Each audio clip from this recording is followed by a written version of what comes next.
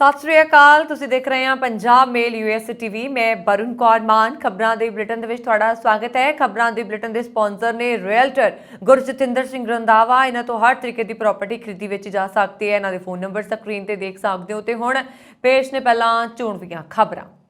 Air India ਤੇ Nepal airlines ਦੇ ਜਹਾਜ਼ ਟਕਰਾਉਣ ਤੋਂ ਬਚੇ। ट्यूनीशिया के तट ते किश्ती पलटन वालियां दी मौतां च होया वाधा। 28 मौतां, 60 तो वध लोग अजे भी लापता। तूफान प्रभावित इलाकों लई बाइडन ने एमरजेंसी ऐलानी। अमृतसर के अंतरराष्ट्रीय हवाई अड्डे तो उड़ान भरन वाले यात्रियों लई चंगी खबर। जल्द 10 कौमांतरी ते 11 कौमी उड़ाणां होणगीਆਂ शुरू। अमेरिका के टेनेसी विच वापरिया भयानक सड़क हादसा। 1 साल की बच्ची समेत 6 लड़कियां की मौत। भारतीय मूल की बच्ची की मौत के मामले च दोषी नूं 100 साल की सज़ा हुई अमेरिका दे विच। ते हुण इन्हां खबरां दा विस्तार। अमेरिका कैनेडा सने देश विदेश दीयां होर बहुत सारियां खबरां।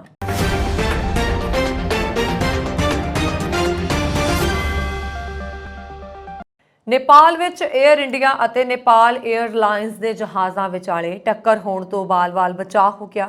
ਇਹ ਘਟਨਾ ਸ਼ੁੱਕਰਵਾਰ ਦੀ ਦੱਸੀ ਜਾ ਰਹੀ ਹੈ, ਜਦੋਂ ਵਾਰਨਿੰਗ ਸਿਸਟਮ ਨੇ ਪਾਇਲਟਾਂ ਨੂੰ ਸੁਚੇਤ ਕਰ ਦਿੱਤਾ ਤੇ ਉਹਨਾਂ ਦੇ ਤੁਰੰਤ ਹਰਕਤ ਵਿੱਚ ਆਉਣ ਨਾਲ ਇੱਕ ਵੱਡਾ ਹਾਦਸਾ ਹੋਣੋਂ टल गया। नेपाल की सिविल एविएशन अथॉरिटी के तर्जमान जगन्नाथ निरोला अनुसार CANA ने लापरवाही के दोष हेठ हवाई कंट्रोलर विभाग के 2 कर्मचारियों को मुअत्तल कर दिता है। जानकारी के अनुसार शुक्रवार सवेरे मलेशिया के कुआलालंपुर तो काठमंडू आ रहे नेपाल एयरलाइंस के जहाज़ और नवी दिल्ली तो काठमंडू आ रहे एयर इंडिया के जहाज़ों की टक्कर होने वाली सी। निरोला ने कहा कि एयर इंडिया का जहाज़ 19,000 फुट की उचाई तो थोड़ा थले आ रहा सी, जबकि नेपाल एयरलाइंस का जहाज़ उस समय 15,000 फुट की उचाई ते उड़ रहा सी। उन्होंने दस्सिया कि जदों रडार ते देखा कि दोवें जहाज़ एक दूसरे के नेड़े ने तो नेपाल एयरलाइंस का जहाज़ थले उतर के 7,000 फुट की उचाई ते आ गया। सिविल एविएशन अथॉरिटी ने मामले की जांच के लिए 3 मैंबरी कमेटी बनाई है। CAN ने घटना समय ड्यूटी ते मौजूद कंट्रोल रूम के 2 अधिकारियों को मुअत्तल कर दिता है।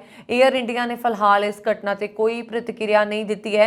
केरल के कोची कौमांतरी हवाई अड्डा लिमिटेड तो उड़ान भरन वाला तट रक्षा बल का हैलीकॉप्टर भी अज हादसाग्रस्त हो गया। ट्यूनीशिया के तट ते एक वड्डा हादसा वापर गया सी। समुद्री तट ते किश्ती पलटन कारण घट्टो घट्ट काफ़ी प्रवासियों की मौत हो गई सी ते हुण गिणती 28 तक पहुंच चुकी है और 60 तो वध लोग लापता ने। इतालवी अधिकारियों का हवाला देंदे हुए CNN ने दस्सिया कि यह प्रवासी मैडिटेरियन पार करके इटली जाण दी कोशिश विच सन। हादसे बारे जानकारी देंदे हुए इटालियन कोस्ट गार्ड ने दस्सिया कि उन्होंने पिछले 48 घंटिया 58 किश्तियों 3300 लोगों को संकट चों कढ़िया है। ज़्यादातर बचाव किश्तियों ते कीता गया सी जो ट्यूनीशिया ते लैंपेडूसा अफ्रीका के सब तो नज़दीकी इतालवी टापू वाल जा रही सन। ताज़ा तबाही ट्यूनीशिया अधिकारियों द्वारा गैर दस्तावेज उप सहारन अफ्रीकी लोगों दी गिरफ्तारियां की लड़ी के विचकार आई है। शनिवार को 19 औरतों ते 9 नाबालगां नूं ट्यूनीशियन मच्छी फड़न वाली किश्ती द्वारा समुद्र तो लैंपेडूसा लिया गया सी। गैर कानूनी प्रवास नूं रोकण दे लई ट्यूनीशियन मच्छी फड़न वाली किश्ती की जांच की जा रही है। तुहानूं दस दईए कि ट्यूनीशिया अफ्रीका ते मध्य पूरब दे विच गरीबी अते संघर्ष का सामना कर रहे लोगों लई मुख्य केंद्र बिंदु बन गया है। ज़्यादातर लोग लीबिया तो ट्यूनीशिया आ रहे हैं। इस दे नाल ही ये नोट किया गया है कि इस हफ्ते लैंपेडूसा के ज़्यादातर लोग ट्यूनीशिया तो किश्तियां राही आए सन। राष्ट्रपति जो बाइडन ने मिसिसिपी के मारू तूफान के नाल प्रभावित खेतरां च एमरजेंसी का ऐलान किया है। राष्ट्रपति ने कई काउंटी खेतरां दे लई फेडरल मदद खोल दी है। जिक्रयोग है कि तूफान प्रभावित खेतरां विच अमेरिका के कई बेहद गरीब इलाके शामिल ने। मिसिसिपी दे विच टॉर्नेडो नाल 25 व्यक्ति मारे गए ने ते दर्जनां फट्टड़ ने। तूफान ने अपने राह विच आए कई कस्बिਆਂ ਨੂੰ उजाड़ दिता है। अलबामा विच तूफान ने एक ट्रेलर होम ਨੂੰ कई बार हवा च उछाल दिता ते व्यक्ति की मौत हो गई। बचाव ते राहत कर्मी घरां दे मलबे नूं हटा रहे हैं।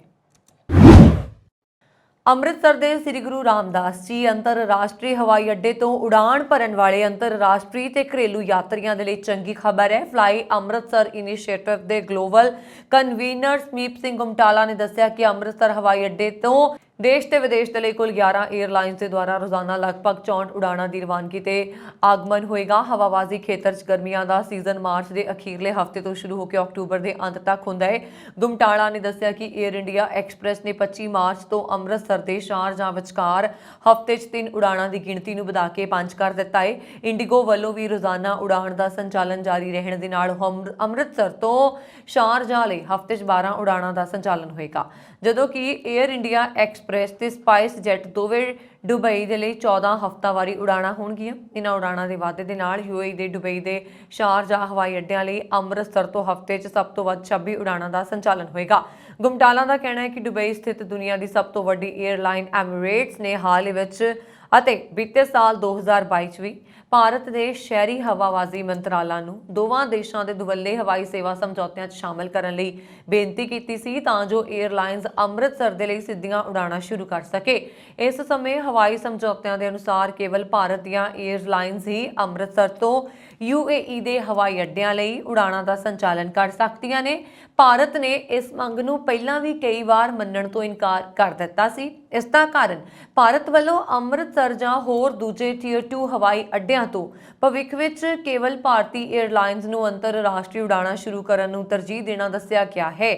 ਉੱਤਰੀ ਅਮਰੀਕਾ ਨਾਲ ਵੱਧ ਰਹੇ ਸੰਪਰਕ ਬਾਰੇ ਜਾਣਕਾਰੀ ਦਿੰਦਿਆਂ ਗੁਮਟਾਲਾ ਨੇ ਖੁਸ਼ੀ ਪ੍ਰਗਟਾਈ ਹੈ ਕਿ ਕੈਨੇਡਾ ਦੇ ਪ੍ਰਵਾਸੀ ਪੰਜਾਬੀਆਂ ਦੀ ਦਿੱਲੀ ਦੀ ਬਜਾਏ ਟੋਰਾਂਟੋ ਤੋਂ ਅੰਮ੍ਰਿਤਸਰ ਦੇ ਲਈ ਸਿੱਧੇ ਹਵਾਈ ਸੰਪਰਕ ਦੀ ਮੰਗ ਹੁਣ 6 ਅਪ੍ਰੈਲ ਤੋਂ ਪੂਰੀ ਹੋਣ ਜਾ ਰਹੀ ਹੈ। ਇਟਲੀ ਦੀ ਨਿਓਸ 에ਅਰ ਦੁਆਰਾ 6 ਅਪ੍ਰੈਲ ਤੋਂ ਇਟਲੀ ਦੇ ਮਿਲਾਨ ਹਵਾਈ ਅੱਡੇ ਰਾਹੀਂ ਅੰਮ੍ਰਿਤਸਰ ਅਤੇ ਟੋਰਾਂਟੋ ਵਿਚਕਾਰ ਹਫ਼ਤੇ 'ਚ ਇੱਕ ਉਡਾਣ ਨਾਲ ਇਸ ਰੂਟ ਦੀ ਸ਼ੁਰੂਆਤ ਕੀਤੀ ਜਾ ਰਹੀ ਹੈ ਅਤੇ ਹੋਰ ਬਾਕੀ ਜਾਣਕਾਰੀ ਵੀ ਉਹਨਾਂ ਨੇ ਨਵੀਆਂ ਉਡਾਣਾਂ ਬਾਰੇ ਦਿੱਤੀ ਹੈ। ਅਮਰੀਕਾ ਦੇ ਟੈਨੇਸੀ ਸੂਬੇ ਵਿੱਚ ਐਤਵਾਰ ਨੂੰ ਇੱਕ ਹਾਈਵੇ ਤੇ ਭਿਆਨਕ ਹਾਦਸਾ ਵਾਪਰਿਆ। ਇਸ ਕਾਰ ਹਾਦਸੇ ਵਿੱਚ 1 ਸਾਲ ਦੀ ਬੱਚੀ ਸਮੇਤ 6 ਲੜਕੀਆਂ ਦੀ ਮੌਤ ਹੋ ਗਈ। ਅਧਿਕਾਰੀਆਂ ਨੇ ਦੱਸਿਆ ਕਿ 2 ਹੋਰ ਲੋਕ ਜ਼ਖਮੀ ਹੋਏ ਨੇ, ਜਿਨ੍ਹਾਂ ਵਿੱਚੋਂ ਇੱਕ ਦੀ ਹਾਲਤ ਗੰਭੀਰ ਹੈ। ਕਾਉਂਟੀ ਦੇ office of emergency management services ਦੇ ਮੁਖੀ ਨੇ ਦੱਸਿਆ ਕਿ ਹਾਦਸੇ ਵਿੱਚ ਕਾਰ ਬੁਰੀ ਤਰ੍ਹਾਂ ਨਾਲ ਨੁਕਸਾਨੀ ਗਈ। ਅਧਿਕਾਰੀਆਂ ਵੱਲੋਂ ਇੱਕ ਰਿਲੀਜ਼ ਦੇ ਦੁਆਰਾ ਸਾਂਝੀ ਕੀਤੀ ਗਈ ਜਾਣਕਾਰੀ ਦੇ ਅਨੁਸਾਰ ਇਹ ਲੜਕੀਆਂ ਅਧਿਕਾਰੀਆਂ ਨੂੰ ਮ੍ਰਿਤਕ ਮਿਲੀਆਂ ਸਨ। ਐਮਰਜੈਂਸੀ ਵਿਭਾਗ ਦੇ ਮੁਲਾਜ਼ਮਾਂ ਨੂੰ ਜਦੋਂ ਇਸ ਬਾਰੇ ਪਤਾ ਲੱਗਾ ਤਾਂ ਮੌਕੇ ਤੋਂ ਇੱਕ ਛੋਟੀ ਬੱਚੀ ਸਮੇਤ 6 ਲੜਕੀਆਂ ਕਾਰ ਦੇ ਬਾਹਰ ਮ੍ਰਿਤਕ ਮਿਲੀਆਂ। ਜਾਣਕਾਰੀ ਦੇ ਅਨੁਸਾਰ ਇਹਨਾਂ ਦੀ ਉਮਰ ਕਰੀਬ 18 ਸਾਲ ਦੱਸੀ ਜਾ ਰਹੀ ਹੈ। ਇਸ ਤੋਂ ਇਲਾਵਾ ਇੱਕ ਹੋਰ ਬਾਲਗ ਲੜਕੀ ਜਿਸ ਨੂੰ ਕਾਰ ਦੇ ਵਿੱਚੋਂ ਕੱਢਿਆ ਗਿਆ, ਉਸ ਨੂੰ ਮਾਮੂਲੀ ਸੱਟਾਂ ਲੱਗੀਆਂ ਸਨ। ਬਚਾਅ ਅਧਿਕਾਰੀਆਂ ਨੇ ਉਕਤ ਲੜਕੀ ਨੂੰ ਤੁਰੰਤ ਹਸਪਤਾਲ ਦਾਖਲ ਕਰਵਾਇਆ, ਜਿੱਥੇ ਉਸ ਦੀ ਹਾਲਤ ਸਥਿਰ ਦੱਸੀ ਜਾ ਰਹੀ ਹੈ। ਪ੍ਰਾਪਤ ਵੇਰਵਿਆਂ ਦੇ ਅਨੁਸਾਰ ਇਸ ਕਾਰ ਦੀ ਜਿਸ ਗੱਡੀ ਨਾਲ ਟੱਕਰ ਹੋਈ ਸੀ, ਉਸ ਦੇ ਡਰਾਈਵਰ ਨੂੰ ਮਾਮੂਲੀ ਸੱਟਾਂ ਲੱਗੀਆਂ ਨੇ। ਫਿਲਹਾਲ ਟੈਨੇਸੀ ਹਾਈਵੇ ਪੈਟਰੋਲ ਏਜੰਸੀ ਵੱਲੋਂ ਹਾਦਸੇ ਦੀ ਜਾਂਚ ਕੀਤੀ ਜਾ ਰਹੀ ਹੈ। ਹਾਦਸੇ ਵਿੱਚ ਮਰਨ ਵਾਲੀਆਂ ਲੜਕੀਆਂ ਦੀ ਪਛਾਣ ਨਹੀਂ ਹੋ ਸਕੀ। ਇਸ ਹਾਦਸੇ ਦੇ ਕਾਰਨਾਂ ਦਾ ਅਜੇ ਤੱਕ ਪਤਾ ਨਹੀਂ ਲੱਗ ਸਕਿਆ ਹੈ ਅਤੇ ਨਾ ਹੀ ਇਹ ਸਪਸ਼ਟ ਹੋਇਆ ਹੈ ਕਿ ਉਕਤ ਲੜਕੀਆਂ ਦਾ ਇੱਕ ਦੂਜੇ ਦੇ ਨਾਲ ਸੰਬੰਧ ਕੀ ਸੀ। ਸਥਾਨਕ ਮੀਡੀਆ ਰਿਪੋਰਟਸ ਦੇ ਅਨੁਸਾਰ 2021 ਵਿੱਚ ਅਮਰੀਕੀ ਰਾਜ ਲੁਈਸਿਆਨਾ ਵਿੱਚ ਇੱਕ 5 ਸਾਲਾ ਭਾਰਤੀ ਮੂਲ ਦੀ ਲੜਕੀ ਦੀ ਮੌਤ ਦਾ ਕਾਰਨ ਬਣਨ ਵਾਲਾ ਇੱਕ 35 ਸਾਲਾ ਵਿਅਕਤੀ ਨੂੰ 100 ਸਾਲ ਦੀ ਸਖਤ ਮਿਹਨਤ ਦੀ ਸਜ਼ਾ ਸੁਣਾਈ ਗਈ ਹੈ ਔਰ ਸ਼੍ਰੀਵਪੋਰਟ ਤੋਂ ਜੋਸਫ ਲੀ ਸਮਿਥ ਨੂੰ ਜਨਵਰੀ ਵਿੱਚ ਮਿਆ ਪਟੇਲ ਦੀ ਹੱਤਿਆ ਦੇ ਦੋਸ਼ੀ ਠਹਿਰਾਏ ਜਾਣ ਤੋਂ ਬਾਅਦ ਸਜ਼ਾ ਸੁਣਾਈ ਗਈ ਸੀ। ਪਟੇਲ ਮੌਕ ਹਾਊਸ ਡਰਾਈਵ ਤੇ ਇੱਕ ਹੋਟਲ ਦੇ ਕਮਰੇ ਵਿੱਚ ਖੇਡ ਰਹੀ ਸੀ ਜਦੋਂ ਇੱਕ ਗੋਲੀ ਉਸਦੇ ਕਮਰੇ ਵਿੱਚ ਦਾਖਲ ਹੋ ਗਈ ਅਤੇ ਉਸਦੇ ਸਿਰ ਵਿੱਚ ਲੱਗੀ। ਬੱਚੀ ਨੂੰ ਨੇੜਲੇ ਹਸਪਤਾਲ ਲਿਜਾਇਆ ਗਿਆ, ਜਿੱਥੇ ਉਹ 3 ਦਿਨਾਂ ਤੱਕ ਮੌਤ ਨਾਲ ਲੜਦੀ ਰਹੀ ਅਤੇ 23 ਮਾਰਚ 2021 ਨੂੰ ਉਸਨੂੰ ਮ੍ਰਿਤਕ ਐਲਾਨ ਦਿੱਤਾ ਗਿਆ। ਸਮਿਥ ਦੇ ਮੁਕੱਦਮੇ ਦੌਰਾਨ ਜਿਊਰੀ ਨੂੰ ਇਹ ਖੁਲਾਸਾ ਹੋਇਆ ਸੀਗਾ ਕਿ ਸੁਪਰ 8 ਹੋਟਲ ਦੀ ਪਾਰਕਿੰਗ ਵਿੱਚ ਸਮਿਥ ਦੀ ਕਿਸੇ ਹੋਰ ਵਿਅਕਤੀ ਨਾਲ ਝਗੜਾ ਹੋ ਗਿਆ ਸੀ। ਹੋਟਲ ਦੀ ਮਲਕੀਅਤ ਅਤੇ ਸੰਚਾਲਨ ਉਸ ਸਮੇਂ ਬਿਮਲ ਅਤੇ ਸਨੇਹਲ ਪਟੇਲ ਦੁਆਰਾ ਕੀਤੀ ਗਿਆ ਸੀ, ਜੋ ਮਿਆ ਅਤੇ ਇੱਕ ਛੋਟੇ ਭੈਣ ਭਰਾ ਨਾਲ ਜ਼ਮੀਨੀ ਮੰਜ਼ਲ ਦੀ ਇਕਾਈ ਵਿੱਚ ਰਹਿੰਦੇ ਸਨ। ਝਗੜੇ ਦੌਰਾਨ ਸਮਿਥ ਨੇ ਦੂਜੇ ਵਿਅਕਤੀ ਨੂੰ 9 mm ਦੀ ਹੈਂਡਗਨ ਦੇ ਨਾਲ ਗੋਲੀਆਂ ਮਾਰੀਆਂ। ਗੋਲੀ ਦੂਜੇ ਆਦਮੀ ਤੋਂ ਖੁੰਝ ਗਈ ਅਤੇ ਹੋਟਲ ਦੇ ਕਮਰੇ ਵਿੱਚ ਜਾ ਕੇ ਬੱਚੀ ਦੇ ਸਿਰ ਵਿੱਚ ਲੱਗੀ। ਸਮਿਥ ਨੂੰ ਬੱਚੀ ਦੇ ਕਤਲ ਨਾਲ ਜੁੜੇ ਵੱਖ-ਵੱਖ ਦੋਸ਼ਾਂ ਲਈ ਨਿਆਂ ਵਿੱਚ ਰੁਕਾਵਟ ਪਾਉਣ ਦੇ ਲਈ 20 ਸਾਲ ਦੀ ਸਜ਼ਾ ਹੋਣੀ ਚਾਹੀਦੀ ਹੈ। ਰਿਪੋਰਟਾਂ ਵਿੱਚ ਇਹ ਕਿਹਾ ਗਿਆ ਕਿ ਇਹ ਸ਼ਰਤਾਂ ਪ੍ਰੋਬੇਸ਼ਨ, ਪੈਰੋਲ ਜਾਂ ਸਜ਼ਾ ਵਿੱਚ ਕਮੀ ਦੇ ਲਾਭ ਤੋਂ ਬਿਨਾਂ ਵੀ ਪੂਰੀਆਂ ਹੋਣੀਆਂ ਚਾਹੀਦੀਆਂ ਨੇ। ਅਮਰੀਕਾ ਦੇ ਮਿਸੀਸਿਪੀ ਅਤੇ ਅਲਬਾਮਾ ਵਿੱਚ ਸ਼ੁੱਕਰਵਾਰ ਰਾਤ ਨੂੰ ਇੱਕ ਸ਼ਕਤੀਸ਼ਾਲੀ ਤੂਫਾਨ ਆਉਣ ਕਾਰਨ ਘੱਟੋ ਘੱਟ 26 ਲੋਕਾਂ ਦੀ ਮੌਤ ਹੋ ਗਈ ਅਤੇ ਕਈ ਹੋਰ ਜ਼ਖਮੀ ਹੋ ਗਏ। ਤੂਫਾਨ ਕਾਰਨ ਹੋਈ ਤਬਾਹੀ ਕਾਰਨ ਕਈ ਘਰਾਂ ਨੂੰ ਨੁਕਸਾਨ ਪੁੱਜਾ ਤੇ ਬਿਜਲੀ ਸਪਲਾਈ ਠੱਪ ਹੋ ਗਈ। ਬਚਾਅ ਕਰਮਚਾਰੀ ਰਾਹਤ ਅਤੇ ਬਚਾਅ ਕਾਰਜ ਵਿੱਚ ਲੱਗੇ ਹੋਏ ਨੇ। ਮਿਸਿਸਿਪੀ ਐਮਰਜੈਂਸੀ ਮੈਨੇਜਮੈਂਟ ਏਜੰਸੀ ਨੇ ਸ਼ਨੀਵਾਰ ਨੂੰ ਕਿਹਾ ਕਿ ਤੂਫਾਨ ਨਾਲ ਮਰਨ ਵਾਲਿਆਂ ਦੀ ਗਿਣਤੀ 25 ਹੋ ਗਈ ਹੈ ਅਤੇ ਕਈ ਹੋਰ ਲੋਕ ਜ਼ਖਮੀ ਹੋ ਗਏ ਨੇ। ਉਹਨਾਂ ਨੇ ਕਿਹਾ ਕਿ ਸੂਬੇ ਵਿੱਚ ਲਾਪਤਾ 4 ਵਿਅਕਤੀਆਂ ਦਾ ਪਤਾ ਲੱਗ ਗਿਆ ਹੈ ਔਰ ਰਿਪੋਰਟ ਦਿੱਤੀ ਗਈ ਹੈ ਕਿ ਇਸ ਦੌਰਾਨ ਉੱਤਰੀ ਅਲਬਾਮਾ ਵਿੱਚ ਮੌਰਗਨ ਕਾਉਂਟੀ 'ਚ ਤੂਫਾਨ ਕਾਰਨ ਹੋਈ ਤਬਾਹੀ 'ਚ ਇੱਕ 67 ਸਾਲਾ ਵਿਅਕਤੀ ਦੀ ਮੌਤ ਹੋ ਗਈ। ਰਾਸ਼ਟਰੀ ਮੌਸਮ ਸੇਵਾ ਨੇ ਪੁਸ਼ਟੀ ਕੀਤੀ ਹੈ ਕਿ ਤੂਫਾਨ ਨੇ ਮਿਸਿਸਿਪੀ ਵਿੱਚ ਜੈਕਸਨ ਤੋਂ ਲਗਭਗ 96 ਕਿਲੋਮੀਟਰ ਉੱਤਰ ਪੂਰਬ ਵਿੱਚ ਤਬਾਹੀ ਮਚਾਈ। ਸਿਲਵਰ ਸਿਟੀ ਅਤੇ ਰੋਲਿੰਗ ਫੌਕ ਦੇ ਪੇਂਡੂ ਕਸਬਿਆਂ ਵਿੱਚ ਤੂਫਾਨ ਦੇ ਨੁਕਸਾਨ ਦੀ ਰਿਪੋਰਟ ਕੀਤੀ ਗਈ ਸੀ, ਜੋ ਬਿਨਾਂ ਕਮਜ਼ੋਰ ਹੋਏ ਉੱਤਰ ਪੂਰਬ ਦੇ ਵੱਲ ਵਿਨੋਨਾ ਅਤੇ ਅਮੌਰੀ ਦੁਆਰਾ 113 ਕਿਲੋਮੀਟਰ ਘੰਟੇ ਦੀ ਰਫ਼ਤਾਰ ਦੇ ਨਾਲ ਉੱਤਰ ਪੂਰਬ ਵੱਲ ਵਧੇ। ਅਮਰੀਕਾ 'ਚ ਭਾਰਤੀ ਰਾਜਦੂਤ ਤਰਨਜੀਤ ਸਿੰਘ ਸੰਧੂ ਨੇ ਭਾਰਤ ਦੇ ਲਈ ਨਵ-ਨਿਯੁਕਤ ਅਮਰੀਕੀ ਰਾਜਦੂਤ ਐਰਿਕ ਨਾਲ ਮੁਲਾਕਾਤ ਕੀਤੀ। ਉਹਨਾਂ ਦੀ ਇਹ ਮੁਲਾਕਾਤ ਗੌਰ ਸਿਟੀ ਦੇ ਸ਼ੁੱਕਰਵਾਰ ਨੂੰ ਭਾਰਤ 'ਚ ਅਗਲੇ ਅਮਰੀਕੀ ਰਾਜਦੂਤ ਵਜੋਂ ਸਹੁੰ ਚੁੱਕਣ ਤੋਂ ਤੁਰੰਤ ਬਾਅਦ ਹੋਈ। ਭਾਰਤੀ ਰਾਜਦੂਤ ਸੰਧੂ ਨੇ ਬੈਠਕ ਤੋਂ ਬਾਅਦ ਟਵੀਟ ਕੀਤਾ, ਐਰਿਕ ਨੂੰ ਭਾਰਤ ਵਿੱਚ ਅਮਰੀਕੀ ਰਾਜਦੂਤ ਵਜੋਂ ਸਹੁੰ ਚੁੱਕਣ ਤੇ ਵਧਾਈ ਦਿੱਤੀ। ਉਹ ਭਾਰਤ ਰਵਾਨਾ ਹੋਣ ਦੀ ਤਿਆਰੀ ਕਰ ਰਹੇ ਨੇ। ਇਸ ਦਰਮਿਆਨ ਅਸੀਂ ਆਪਣੇ ਨੇਤਾਵਾਂ ਦੇ ਦ੍ਰਿਸ਼ਟੀਕੋਣ ਅਨੁਸਾਰ ਦੁਵੱਲੀ ਸਾਂਝ ਨੂੰ ਵਧਾਉਣ ਦੇ ਲਈ ਕੁਝ ਤੁਰੰਤ ਤਰਜੀਹਾਂ ਤੇ ਚਰਚਾ ਕੀਤੀ। ਸੰਧੂ ਨੇ ਕਿਹਾ ਕਿ ਉਹ ਗੌਰ ਸਿਟੀ ਦੇ ਨਾਲ ਕੰਮ ਕਰਨ ਦੇ ਲਈ ਕਾਹਲੇ ਨੇ। ਭਾਰਤ ਵਿੱਚ ਅਮਰੀਕੀ ਰਾਜਦੂਤ ਦਾ ਅਹੁਦਾ ਜਨਵਰੀ 2021 ਤੋਂ ਖਾਲੀ ਸੀ। ਸੀਨੀਅਰ ਬੋਧੀ ਨੇਤਾ ਦਲਾਈ ਲਾਮਾ ਨੇ 8 ਸਾਲ ਦੇ ਅਮਰੀਕੀ ਮੰਗੋਲੀਆਈ ਬੱਚੇ ਨੂੰ ਤਿੱਬਤੀ ਬੁੱਧ ਧਰਮ ਦੇ ਤੀਜੇ ਸਭ ਤੋਂ ਮਹੱਤਵਪੂਰਨ ਅਧਿਆਤਮਕ ਨੇਤਾ ਦਾ ਨਾਂ ਦੇ ਕੇ ਚਾਈਨਾ ਦੀ ਬੋਲਤੀ ਬੰਦ ਕਰ ਦਿੱਤੀ ਹੈ।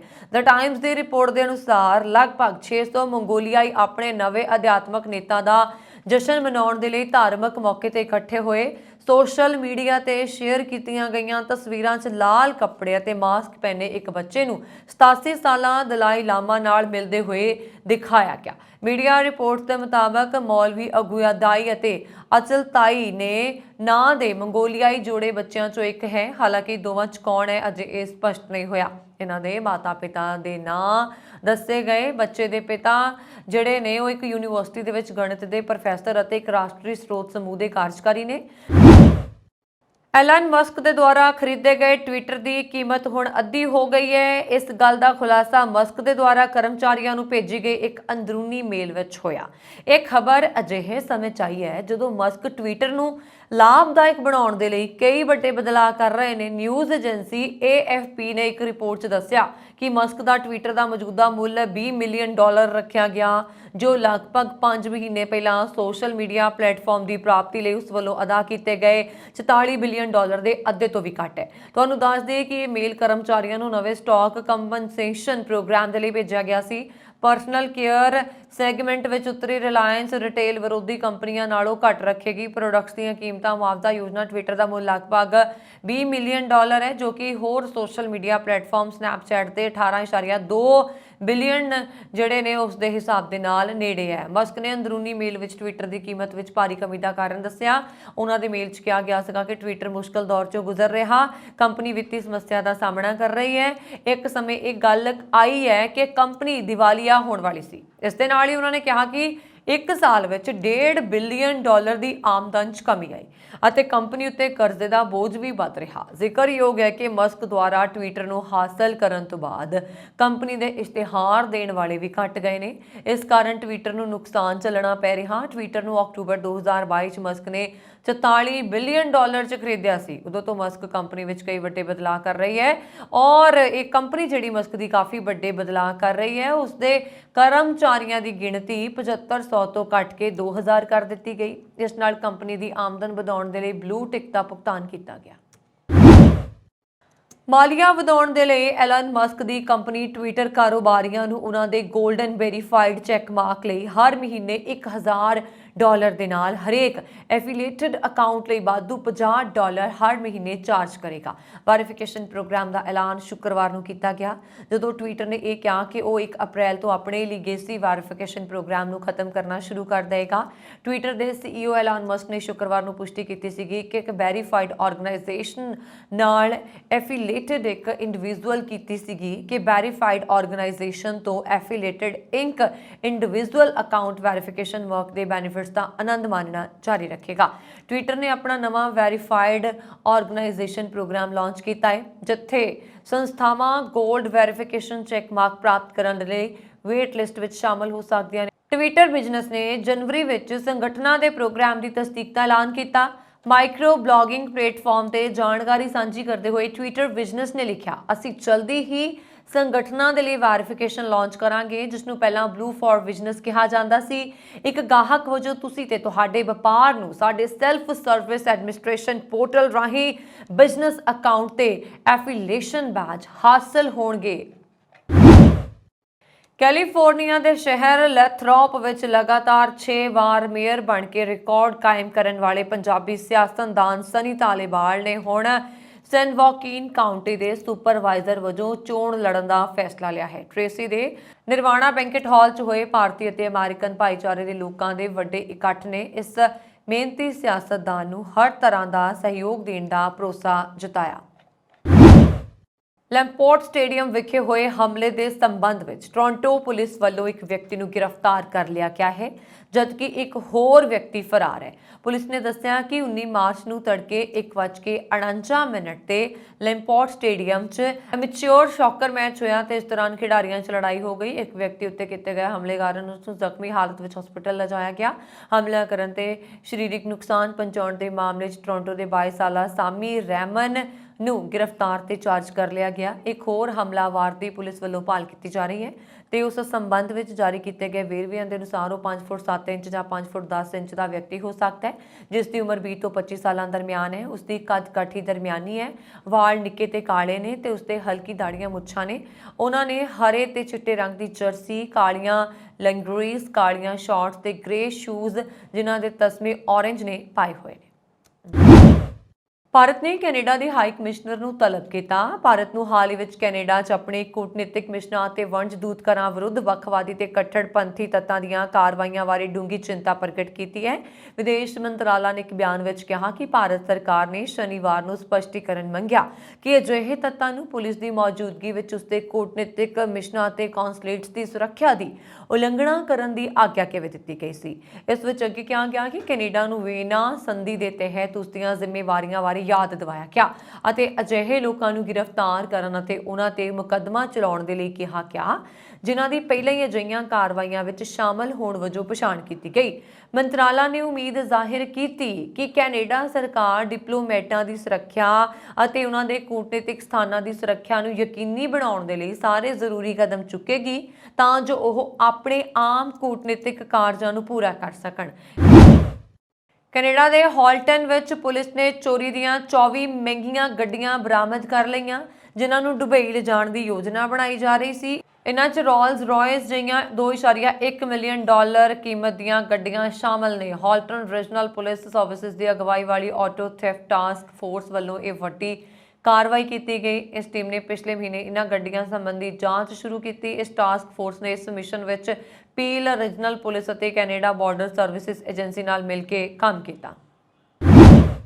ਸ਼ਨੀਵਾਰ ਰਾਤ ਨੂੰ ਟੋਰਾਂਟੋ ਦੇ ਸਬਵੇ ਸਟੇਸ਼ਨ ਉੱਤੇ ਚਾਕੂ ਨਾਲ ਕੀਤੇ ਗਏ ਵਾਰ ਕਾਰਨ ਇੱਕ ਟੀਨੇਜਰ ਦੀ ਮੌਤ ਹੋ ਗਈ। ਮ੍ਰਿਤਕ ਦੀ ਪਛਾਣ ਪੁਲਿਸ ਵੱਲੋਂ ਕਰ ਲਈ ਗਈ ਹੈ ਤੇ ਇਸ ਸੰਬੰਧ ਵਿੱਚ ਇੱਕ ਵਿਅਕਤੀ ਨੂੰ ਕਤਲ ਦੇ ਦੋਸ਼ ਵਿੱਚ ਚਾਰਜ ਕੀਤਾ ਗਿਆ ਹੈ। ਸ਼ੁਰੇਬਾਜ਼ੀ ਦੀ ਖਬਰ ਦੇ ਕੇ ਰਾਤੀ 9 ਵਜੇ ਪੁਲਿਸ ਨੂੰ ਕੀਲ TTC ਸਟੇਸ਼ਨ ਦੇ ਪੱਛਮੀ ਹਿੱਸੇ 'ਚ ਸੱਦਿਆ ਗਿਆ। ਪ੍ਰਾਪਤ ਜਾਣਕਾਰੀ ਦੇ ਅਨੁਸਾਰ 16 ਸਾਲਾ ਲੜਕਾ ਸਟੇਸ਼ਨ ਦੇ ਹੇਠਲੇ ਲੈਵਲ ਉੱਤੇ ਇੱਕ ਬੈਂਚ ਉੱਤੇ ਬੈਠਾ ਸੀ ਜਦੋਂ ਇੱਕ ਵਿਅਕਤੀ ਉਸ ਕੋਲ ਆਇਆ ਤੇ ਉਸਨੇ ਬਿਨਾਂ ਕਿਸੇ ਲੜਾਈ ਝਗੜੇ ਦੇ ਉਸ ਟੀਨੇਜਰ ਨੂੰ ਚਾਕੂ ਮਾਰ ਦਿੱਤਾ। ਪੁਲਿਸ ਦੇ ਅਨੁਸਾਰ ਲੜਕਾ ਬੁਰੀ ਤਰ੍ਹਾਂ ਜ਼ਖਮੀ ਹੋ ਗਿਆ ਤੇ ਉਸ ਨੂੰ ਹਸਪਤਾਲ ਲਿਜਾਇਆ ਗਿਆ, ਜਿੱਥੇ ਬਾਅਦ ਵਿੱਚ ਉਸ ਦੀ ਮੌਤ ਹੋ ਗਈ। ਮ੍ਰਿਤਕ ਦੀ ਪਛਾਣ ਟੋਰਾਂਟੋ ਦੇ ਗੈਬਰੀਅਲ ਮੌਗਹਲੇਸ ਵਜੋਂ ਹੋਈ ਹੈ। ਪੁਲਿਸ ਨੇ ਦੱਸਿਆ ਕਿ 22 ਸਾਲਾਂ ਦੇ ਜਾਰਡਨ ਟਾਲਬਿਨ ਨੂੰ ਗ੍ਰਿਫਤਾਰ ਕਰ ਲਿਆ ਗਿਆ ਤੇ ਉਸ ਨੂੰ ਫਰਸਟ ਡਿਗਰੀ ਮਰਡਰ ਦੇ ਦੋਸ਼ ਵਿੱਚ ਚਾਰਜ ਕੀਤਾ ਗਿਆ। ਇੱਕ ਬਿਆਨ ਜਾਰੀ ਕਰਕੇ ਟੋਰਾਂਟੋ ਦੀ ਡਿਪਟੀ ਮੇਅਰ ਨੇ ਟੀਨੇਜਰ ਦੇ ਕਤਲ ਨੂੰ ਵੱਡੀ ਤਰਾਸਦੀ ਦੱਸਿਆ ਤੇ ਮ੍ਰਿਤਕ ਦੇ ਪਰਿਵਾਰ ਦੇ ਨਾਲ ਦੁੱਖ ਸਾਂਝਾ ਕੀਤਾ। NDP ਆਗੂ ਜਗਮੀਤ ਸਿੰਘ ਦਾ ਕਹਿਣਾ ਹੈ ਕਿ ਉਹ ਲਿਬਰਲਾਂ ਦੇ ਨਾਲ ਹੋਏ ਪਾਰਟੀ ਦੇ ਕੌਨਫੀਡੈਂਸ ਐਂਡ ਸਪਲਾਈ ਐਗਰੀਮੈਂਟ ਤੋਂ ਸੰਤੁਸ਼ਟ ਨਹੀਂ ਹਨ। ਇਹ ਸਮਝੌਤਾ 1 ਸਾਲ ਪਹਿਲਾਂ ਇਸ ਹਫ਼ਤੇ ਦੌਰਾਨ ਹੀ ਸਿਰੇ ਚਾੜਿਆ ਗਿਆ ਸੀ। ਉਹਨਾਂ ਨੇ ਆਖਿਆ ਕਿ ਮੌਜੂਦਾ ਸਰਕਾਰ ਨਾਲ ਦੇਸ਼ ਨੂੰ ਉਹਨਾਂ ਕਿਤੇ ਬਿਹਤਰ ਢੰਗ ਨਾਲ ਚਲਾ ਸਕਦੇ ਨੇ। ਉਹਨਾਂ ਨੇ ਕਿਹਾ ਕਿ ਇਸ ਸਮਝੌਤੇ ਦੇ ਕਾਰਨ ਜਿਸ ਸਥਿਤੀ ਵਿੱਚ ਨੇ ਉਹ ਉਸ ਨਾਲ ਕੋਈ ਤਸੱਲੀ ਨਹੀਂ ਮਿਲ ਰਹੀ। ਉਹਨਾਂ ਨੇ ਕਿਹਾ ਕਿ ਉਹ ਪ੍ਰਧਾਨ ਮੰਤਰੀ ਬਣਨਾ ਚਾਹੁੰਦੇ ਨੇ ਤੇ ਜੋ ਕੰਮ ਉਹਨਾਂ ਨੇ ਤੇ ਉਹਨਾਂ ਦੀ ਪਾਰਟੀ ਨੇ ਕੀਤੇ ਨੇ ਉਸ ਉੱਤੇ ਉਹਨਾਂ ਨੂੰ ਮਾਣ ਹੈ। ਇਸ ਡੀਲ ਤਹਿਤ ਐਨਡੀਪੀ ਵੱਲੋਂ 2025 ਤੱਕ ਲਿਬਰਲਾਂ ਨੂੰ ਸੱਤਾ ਉੱਤੇ ਕਾਬਜ਼ ਰਹਿਣ ਦੇ ਲਈ ਮਦਦ ਕਰਨ ਦਾ ਵਾਅਦਾ ਕੀਤਾ ਗਿਆ ਤੇ ਬਦਲੇ ਵਿੱਚ ਉਹਨਾਂ ਨੂੰ ਪਾਰਟੀ ਦੀਆਂ ਕੁਝ ਤਰਜੀਹੀ ਨੀਤੀਆਂ ਨੂੰ ਅੱਗੇ ਲਿਜਾਣ ਦਾ ਲਿਬਰਲਸ ਦੇ ਵੱਲੋਂ ਅਹਿਦ ਲਿਆ ਗਿਆ। ਇੱਕ ਇੰਟਰਵਿਊ ਦੇ ਵਿੱਚ ਜਗਮੀਤ ਸਿੰਘ ਨੇ ਕਿਹਾ ਕਿ ਲਿਬਰਲਸ ਦੇ ਨਾਲ ਕੀਤੇ ਸਮਝੌਤੇ ਰਾਹੀਂ ਉਹ ਕੁਝ ਵਚਨਬੱਧਤਾਵਾਂ ਨੂੰ ਪੂਰਾ ਕਰ ਸਕੇ ਅਤੇ ਇਸ ਉੱਤੇ ਉਹਨਾਂ ਨੂੰ ਖੁਸ਼ੀ ਹੈ। ਇਸ ਸਿਲਸਿਲੇ ਦੇ ਵਿੱਚ ਉਹਨਾਂ ਨੇ ਨੈਸ਼ਨਲ ਡੈਂਟਲ ਕੇਅਰ ਪ੍ਰੋਗਰਾਮ ਦੇ ਪਹਿਲੇ ਪੜਾਅ ਨੂੰ ਕਾਮਯਾਬ ਉਪਰਾਲਾ ਦੱਸਿਆ।